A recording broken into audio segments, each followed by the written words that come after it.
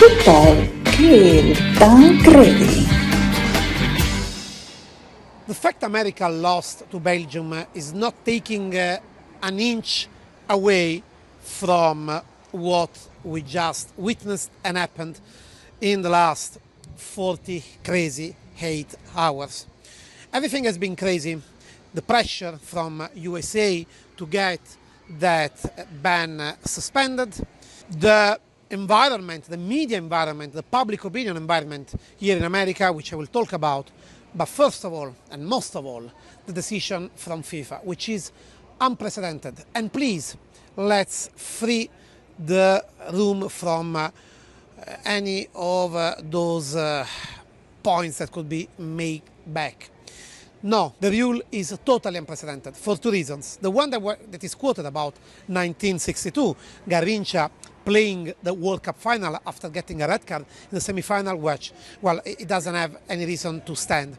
Garrincha could play that final because eventually the referee forgot to file his report to the disciplinary commission, and that's why Garrincha wasn't disqualified. But actually, that thing changed the history of football, the football laws, because after that it was approved that automatically every referee should have filed a report with his decisions, and disqualification would happen automatically. So actually that, it wasn't FIFA using that rule, changed the history of football. And then many are quoting what happened last February when FIFA suspended the ban to Cristiano Ronaldo for a straight red card for disciplinary reasons that he had got in friendly games and would have made him miss games at the World Cup. And there is a reason of being right in there, but the fact is that that decision was already a shame personally, because they said, you didn't you didn't mention that back in the day.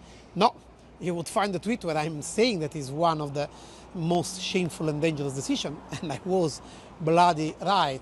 Still, it wouldn't be that dangerous and embarrassing like this, because the principle there was that you should not serve that ban in the following competition, but just wait for the other games when that would be qualification, which could actually be right. The only problem was that the law can't be retroactive in that case. Couldn't be for something that has already happened. It was already a shame, but this was even more unbelievable and even more shameful because it happened in the same competition while the competition was ongoing. There is no ground for that. Mind, I actually think it was more fair a yellow card to Balogun, but that's not the point. It could be even if it was a scandal, that decision. The point is that never before in the history of football a decision was reverted after the game was played, and only using one football law that actually was never used before for some reason. The reason is that that football law that is leaving the possibility to FIFA to be used as a leverage just whenever they want, it's for some special situation which never occurred before still. Like, for example, if there is some racial slurs, is needed some more investigation about a ban. So FIFA, on a justice level, would be protected by that football law. Never used before, and that's a reason why. Because, see, even the FIFA disciplinary commission statement explaining how they took the decision, even the Infantino words saying, well, I have nothing to do with that. There is a disciplinary commission that is taking the decision. Still, it is not explaining what is the only reason they should have talked about, they should have told us, they should have explained us. Why they were suspending that ban. Again, I repeat, I think it was a yellow card, that the red card was harsh. But many people are thinking, no, it's a fair red card. It's a debatable decision.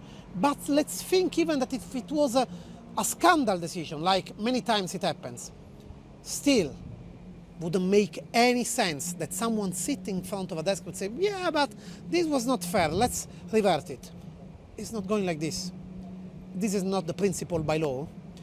And you would say, well, if the law is wrong, let's change it. We can do it. You change the law within the law, not just because money, power, lobbying from the White House could change that. That is the end of sports, and it is the end of football. And if in America you're accustomed to that, like, yeah, we want to see the stars, everybody wants to see the stars, but we want to see the stars above the law to perform, that's not like football works. And hopefully, if Infantino don't do it again, it will be as always football will work, and it is the reason why football got the supremacy over all the other sports, because it is equal in this way, towards the stars, towards the rookies, towards the crap players, and even when you are hit by a wrong decision, anybody could be hit by a wrong decision. Not only the countries that are not powerful enough to put pressure to call the phone of Infantino. This, to make clear the first point, was never used before. It's unprecedented.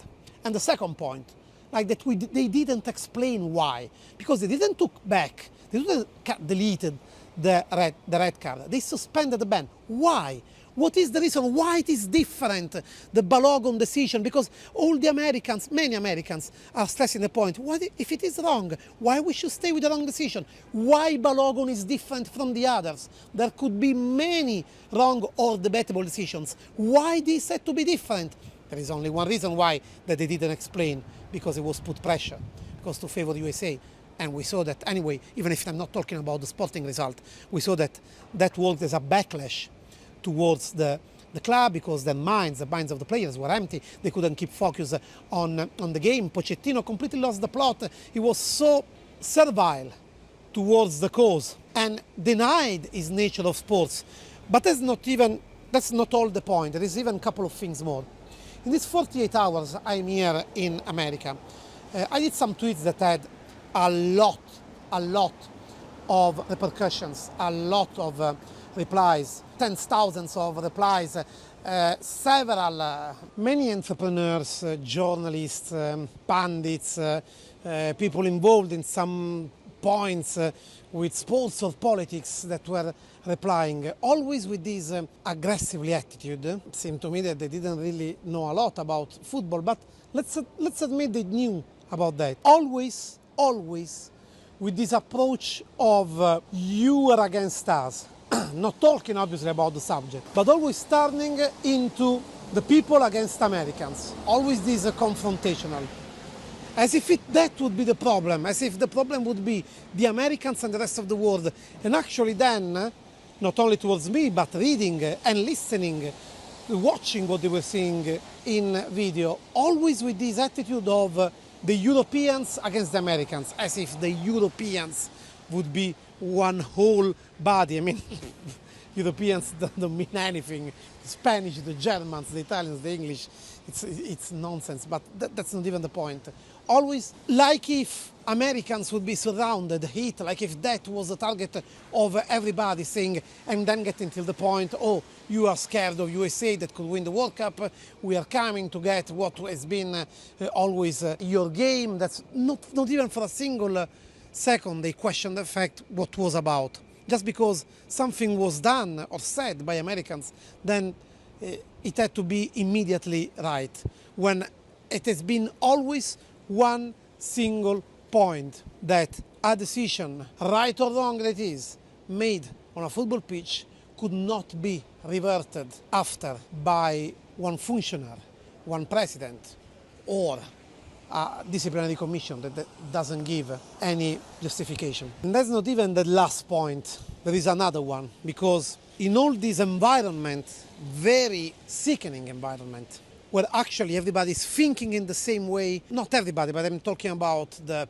public voices that were hosted on TV, on social medias, all going in one way where almost nobody is saying different. And I have to say that in this New York Times, I really take off the hat to them, because, and I don't want to turn it into liberal against conservative, has nothing to do. But in a situation where all the voices were towards one point, and if you would say differently, then you would be against America, the fact that New York Times stood right and were actually putting the things together, describing exactly what happened behind the scenes, that tells a lot of how much of a shield for democracy they are. But anyway, the last sickening thing was to see the sad show of those ex-players, of those football journalists, of those football personalities, that only because they go on air on Fox, on CBS, they take parts to advertisement, they are paid for that, in order not to lose, said two TVs, but basically everyone that I saw, only because they would be from the circuit of these football personalities, the networking. So all of them, they justified the decision that was taken. I saw Rio Ferdinand, I saw especially ℤ𝕣𝕗𝕚𝕚, who is the main football personality in this country, has turned into that, and is fine. And when asked about that, he said it's the right decision, the red card was not fair, this is the way to go, he should be on the pitch. And it is something that honestly is a full shame for Ibrahimovic, that honestly he is betraying himself with these words.